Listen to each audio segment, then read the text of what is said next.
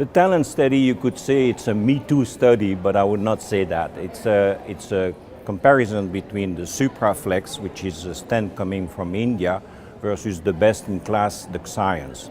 It's a non-inferiority trial. We took a rate of event of the science a few years ago, which was 8.3%, and we powered the study by taking a margin of non-inferiority, which was the half of this rate of event, so 4%. And in a nutshell, we made it, okay? We made it generously. When the reviewer said, why you take a so large margin of non-inferiority, we said, okay, we'll take a 1.4 hazard ratio, and we reduce post hoc the margin of non-inferiority, and we were still with a p-value and so. So it's a good non-inferiority trial. Very important for the community, not only for the Indian community, because it's a technology from India. If you look at the trial published in the Lancet the last 2-3 years, Target and so, it's all technology coming from China and India.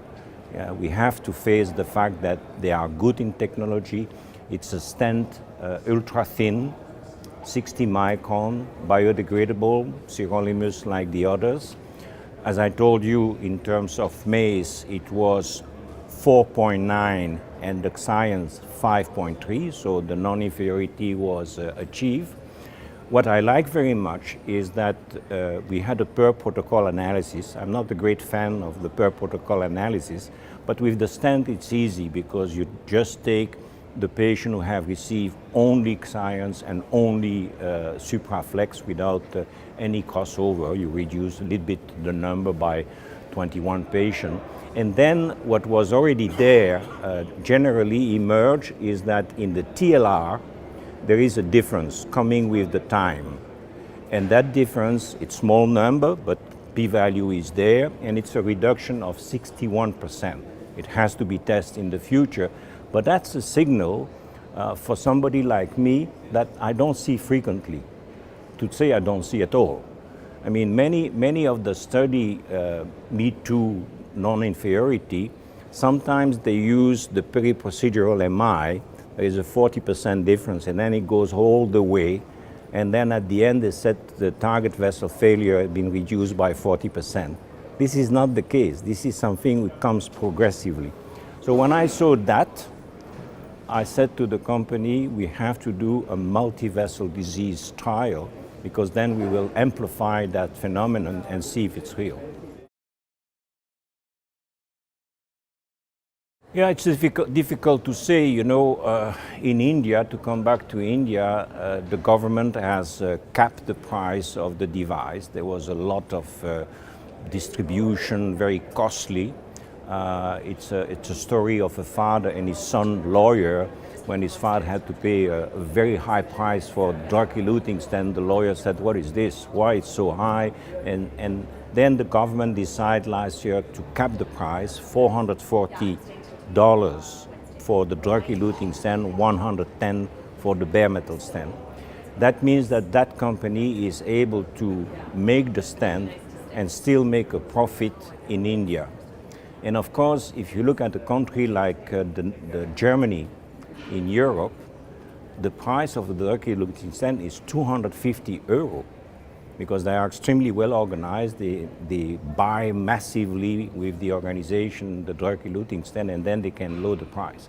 So I think we are going to face the moment where the price will be extremely low, and that's going to dysregulate some healthcare cost organization, that's for sure. So I found that very interesting, the aspect of the price.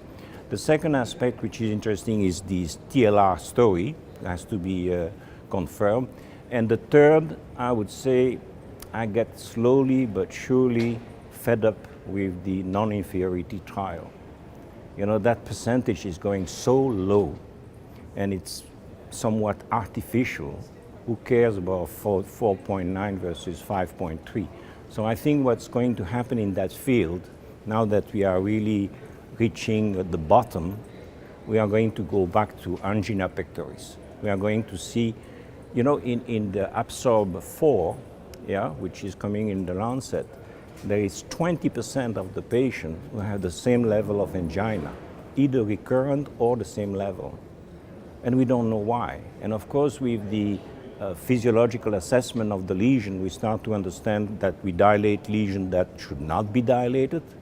We don't dilate what should be dilated. And there is the microcirculation, which is a major problem with no medication to resolve. So I think that I would not be surprised that in the next decade, this Me-Too trial is going to disappear. By the way, when you got to 60 micron, you can of course do 50 micron. I've heard that the Merrill company in India want to go to 50 micron, but it doesn't make too much sense. But to understand, the reason why we are doing stenting is to treat angina pectoris. And now we got obsessed by these micro TLR, etc., etc. So I think it's going to change.